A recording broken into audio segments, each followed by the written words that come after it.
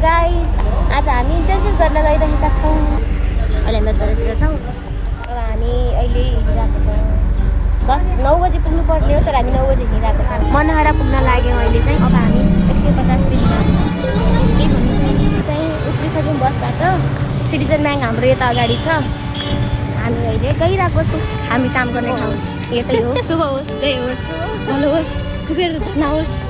पहिलो दिन भएर होला एकदमै डर लागिरहेको थियो है। त्यसपछि चाहिँ हामी आफ्नो डिपार्टमेन्टतिर गयौँ। म चाहिँ कस्टमर सर्भिसमा हेरिरहेको थिएँ। त्यसपछि त्यहाँ अब मैले कामहरू गरेर मेरो हात देखाइरहेको थिएँ। 3 घन्टापछि यस्तो भयो भनेर खाना भनेर हामी निक्ल्यौँ।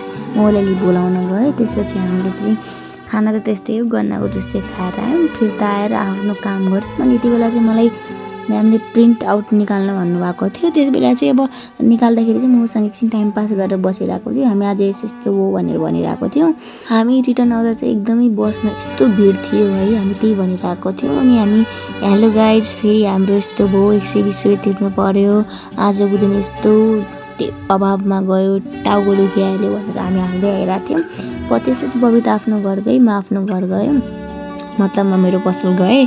त्यहाँ गएर मैले थोरै सामानहरू बेचेँ है। अनि भोलि अब आमाको मुखबाट दिनुहुने मान्छेहरू यसरी आइरहेको थिएँ। त्यसपछि घर 9 बजी आएर रोटी पकाएँ। अनि पछि मैले छाँच फुटेँ, त्यही खाएँ। अनि पछि म सुतेँ। Good night.